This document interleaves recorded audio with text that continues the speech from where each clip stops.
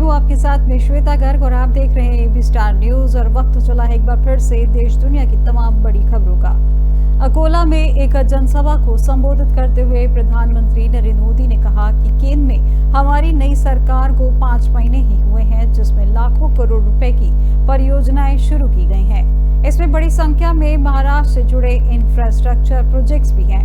मैंने कुछ दिन पहले ही वधावन पोर्ट की आधारशिला रखी थी, जहां आज भारत के सभी बंदरगाह की कुल क्षमता की दोगुना क्षमता अकेले वधावन पोर्ट की होने वाली है।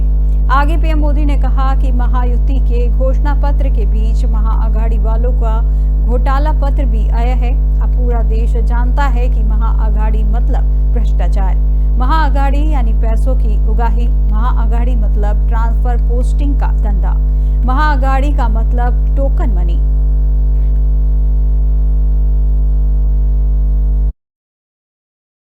महायुति के घोषणा पत्र के बीच महाअघाड़ी वालों का घोटाला पत्र भी आया है।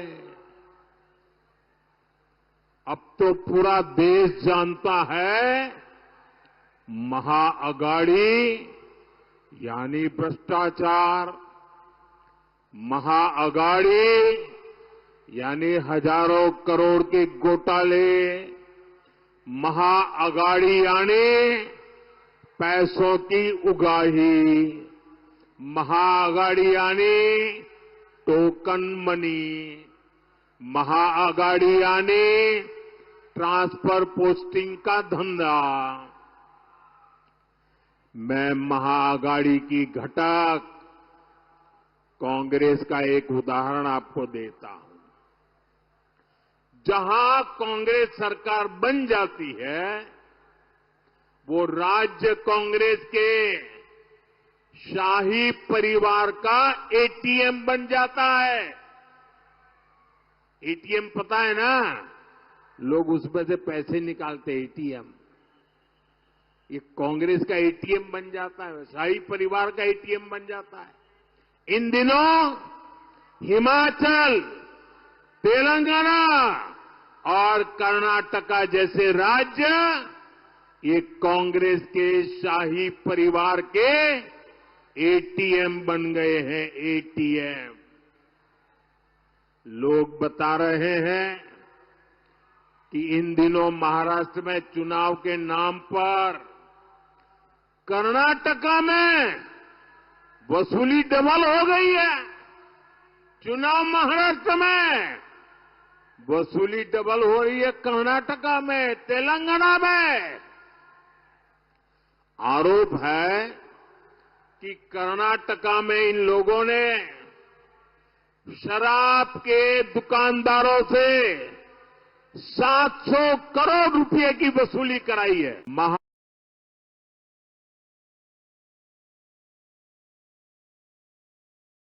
महाराष्ट्र विधानसभा चुनाव के लिए हर बीतते दिन के साथ चुनावी पारा बढ़ता जा रहा है।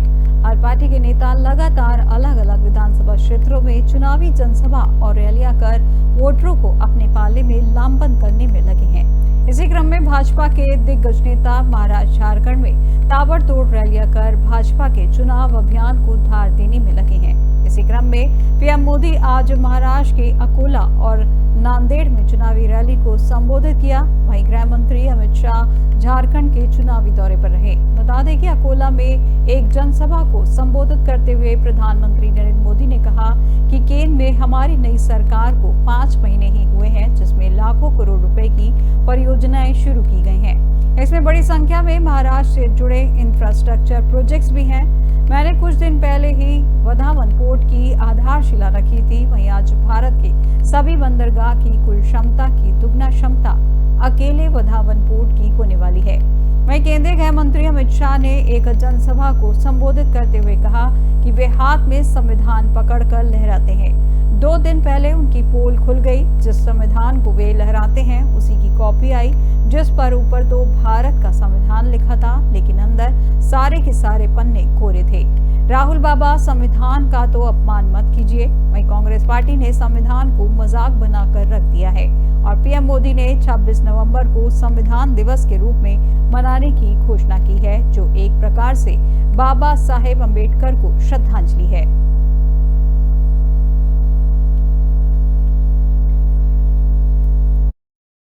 साथियों, कांग्रेस और अघाड़ी वालों ने महाराष्ट्र के लोगों की जिस मांग को दशकों तक पूरा नहीं होने दिया,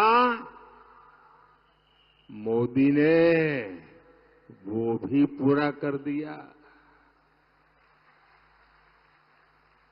बताऊं क्या बात की है हमने? बताओ। हमें मराठी को अभिजात भाषा का दर्जा देने का सौभाग्य मिला है। मराठी को वो सम्मान मिला है जिससे पूरे महाराष्ट्र पिछड़ा वर्ग, दलित और आदिवासी को आरक्षण बाबा साहेब आंबेडकर ने दिया है। आप इसका अपमान नहीं कर सकते। भाइयों बहनों, मैं आपको बताने आया हूं, ये हाथ में संविधान पकड़कर लहराते हैं। 2 दिन पहले इनकी पोल खुल गई। किसी के हाथ में संविधान जो लहराते ना, इसका कॉपी आया। ऊपर तो भारत का संविधान लिखा था, अंदर सारे के सारे पन्ने कोरे थे, अंदर कुछ नहीं था।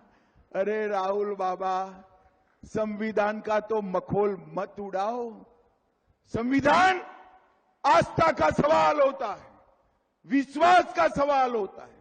आपने नकली संविधान लहराकर बाबा साहेब आंबेडकर और संविधान सभा का अपमान किया है। ये कांग्रेस पार्टी संविधान को मजाक बनाकर रख दी है और नरेंद्र मोदी जी ने 26 नवंबर को संविधान दिन मनाने का निर्णय किया है, जो बाबा साहेब। प्रधानमंत्री नरेंद्र मोदी ने आज सोशल मीडिया पर एक पोस्ट शेयर किया है, जिसमें पीएम मोदी ने दिवंगत उद्योगपति रतन टाटा को याद करते हुए उनके बारे में एक पूरा ब्लॉग लिखा है, जिसमें पीएम ने लिखा कि रतन टाटा जी को अंतिम विदाई दिए हुए करीब 1 महीना बीत चुका है। भारतीय उद्योग जगत में उनके योगदान को सदैव याद किया जाएगा और ये सभी देशवासियों को प्रेरित करता रहेगा।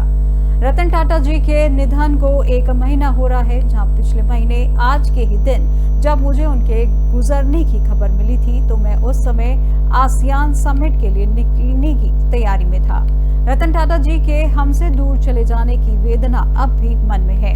इस पीड़ा को भुला पाना आसान नहीं है। वही रतन टाटा जी के तौर पर भारत ने अपने एक महान सपूत को खो दिया है, एक अमूल्य रत्न को खो दिया है। उनके नेतृत्व में टाटा समूह दुनिया भर में सम्मान, ईमानदारी और विश्वसनीयता का प्रतीक बनकर नई ऊंचाइयों पर पहुंचा है। इसके बावजूद उन्होंने अपनी उपलब्धियों को पूरी विनम्रता और सहजता के साथ स्वीकार किया। दूसरों के सपनों का खुलकर समर्थन करना, दूसरों के सपनों को पूरा करने में सहयोग करना, ये श्री रतन टाटा के सबसे शानदार गुणों में से एक था। ब्लॉग में पीएम मोदी ने आगे लिखा कि व्यक्तिगत तौर पर मुझे पिछले कुछ दशकों में उन्हें बेहद करीब से जानने का सौभाग्य मिला। हमने गुजरात में साथ मिलकर काम किया है। वहां उनकी कंपनियों द्वारा बड़े पैमाने पर निवेश किया गया। इनमें कई ऐसी परियोजनाएं भी शामिल थी जिसमें लेकर वे बेहद भावुक थे। जब मैं केंद्र सरकार में आया तो हमारी घनिष्ठ बातचीत जारी रही और वो हमारे राष्ट्र निर्माण के प्रयासों में एक प्रतिबद्ध भागीदारी बने रहे। स्वच्छ भारत मिशन के प्रति श्री रतन टाटा का उत्साह विशेष रूप से मेरे दिल को छू गया था। वे इस जन आंदोलन के मुखर समर्थक थे।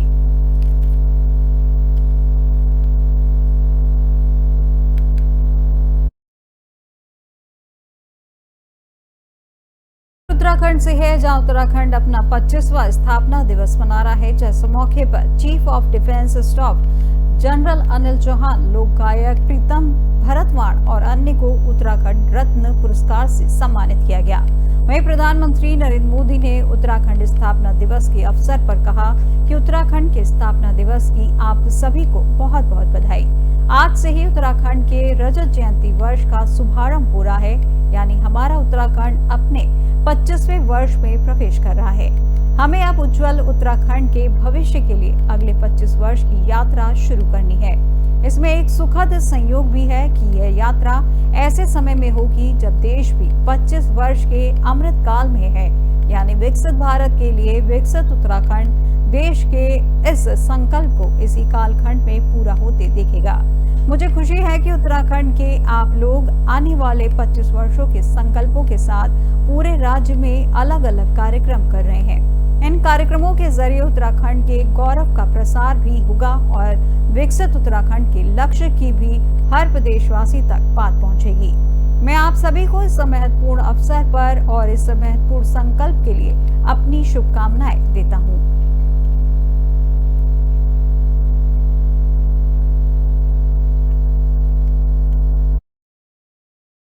उत्तराखंड के स्थापना दिवस की आप सभी को बहुत बहुत बधाई। आज से ही उत्तराखंड के रजत जयंती वर्ष का शुभारंभ हो रहा है, यानी हमारा उत्तराखंड अपने 25वें वर्ष में प्रवेश कर रहा है। हमें अब उत्तराखंड के उज्जवल भविष्य के लिए अगले 25 वर्ष की यात्रा शुरू करनी है। इसमें एक सुखद संयोग भी है। ये यात्रा ऐसे समय में होगी जब देश भी 25 वर्षों के अमृत काल में है, यानी विकसित भारत के लिए विकसित उत्तराखंड देश इस संकल्प को इसी कालखंड में पूरा होते देखेगा। मुझे खुशी है कि उत्तराखंड के आप लोग आने वाले 25 वर्षों के संकल्पों के साथ पूरे राज्य में अलग अलग कार्यक्रम कर रहे हैं। इन कार्यक्रमों के जरिए उत्तराखंड के गौरव का प्रसार भी होगा और विकसित उत्तराखंड के लक्ष्य की भी हर प्रदेशवासी तक बात पहुंचेगी। मैं आप सभी को इस महत्वपूर्ण अवसर पर और ये महत्वपूर्ण संकल्प के लिए अपनी शुभकामनाएं देता हूं। अभी 2 दिन पहले ही प्रवासी उत्तराखंड सम्मेलन का भी सफल आयोजन हुआ है। मुझे विश्वास है हमारे प्रवासी उत्तराखंड वासी राज्य की विकास यात्रा में ऐसे ही बड़ी भूमिका निभाते रहेंगे। उत्तराखंड के स्थापना उत्तर प्रदेश के मुख्यमंत्री सुखविंदर सिंह सुक्खू का बयान सामने आया है, जहां उन्होंने अपने बयान में कहा कि जब मैं महाराष्ट्र कांग्रेस कार्यालय पहुंचा तो पवन खेड़ा ने मुझे समोसा ऑफर किया। फिर मैंने पूछा कि यहाँ तो राजनीति हो रही है, वे समोसे पर या विकास पर, महिलाओं के सम्मान पर। सच बार बार झूठ से टकराता है, लेकिन अंत में जीत सच की ही होती है। महाराष्ट्र की तरह ही हिमाचल प्रदेश में भी राज्यसभा चुनाव के दौरान ऑपरेशन लोटस चलाया गया।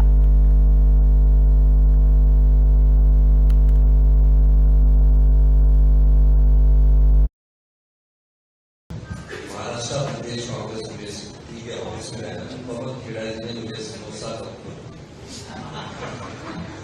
तो मैंने कहा कि यहाँ समोसे की राजनीति हो रही है कि रोजगार, विकास, महिलाओं का सम्मान की राजनीति हो रही है। तो कुछ बातें आपके साथ कहना चाहता हूं। सच का हमेशा से सामना झूठ के साथ होता है।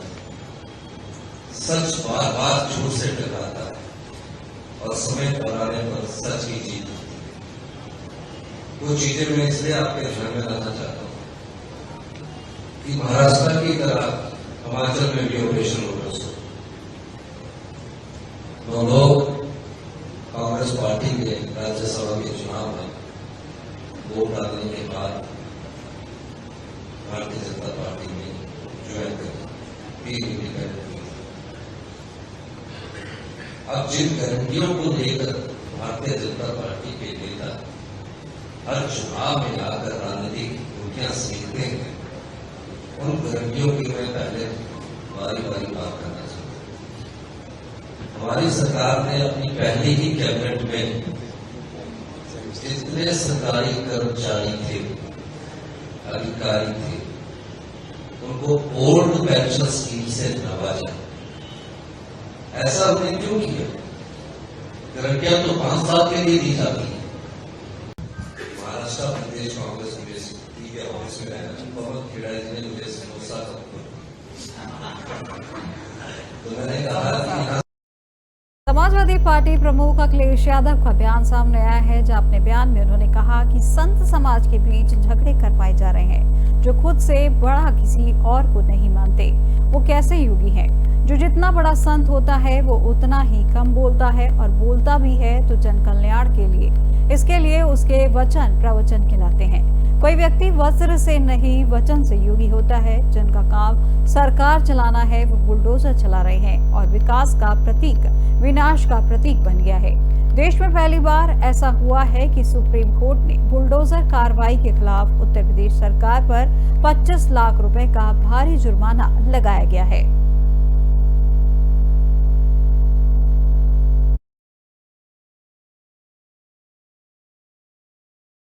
संत समाज के बीच झगड़े करवाए जा रहे हैं, जो अपने से बड़ा किसी और को नहीं समझते हैं, वो कैसे योगी हैं? संतों में भी झगड़ा कराने का काम अगर कोई कर रहा है तो सरकार के लोग मिलकर के करवा रहे हैं। हमारे यहां कहा जाता है कि जो जितना बड़ा संत होता है, ये हमारी परंपरा रही है, जो हम लोगों ने सीखी और समझी है और जानी है, कि हमारे यहां कहा जाता है कि जो जितना बड़ा संत होता है वो उतना ही कम बोलता है, और जब बोलता भी है तो जन कल्याण के लिए। इसलिए उसके वचन प्रवचन कहलाते हैं। यहां तो सब उल्टा ही है।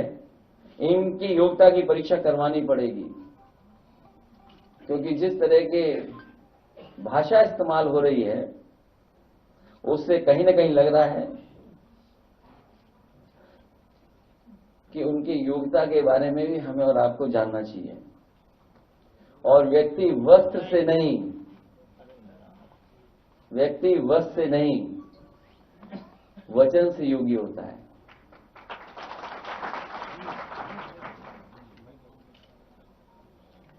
जो लोग हमेशा अमृत काल को याद दिलाते हैं, ये आजादी का नहीं बर्बादी का अमृत काल है।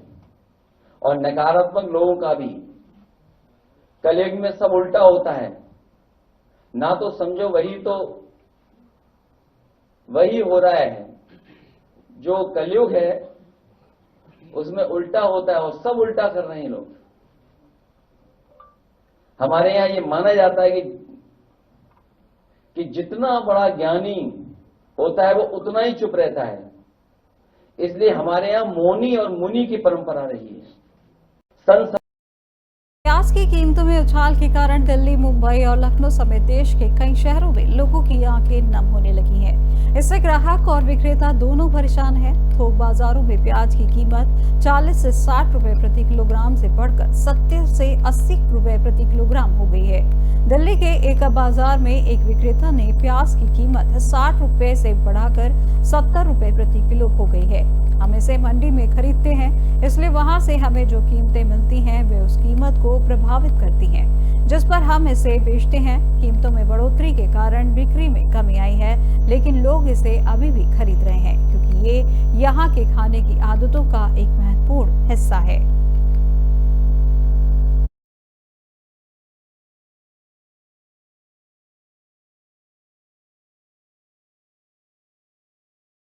देश दुनिया की तमाम बड़ी खबरों में फिलहाल बस इतना ही, और अधिक जानकारी के लिए देखते रहिए AB स्टार न्यूज। नमस्कार।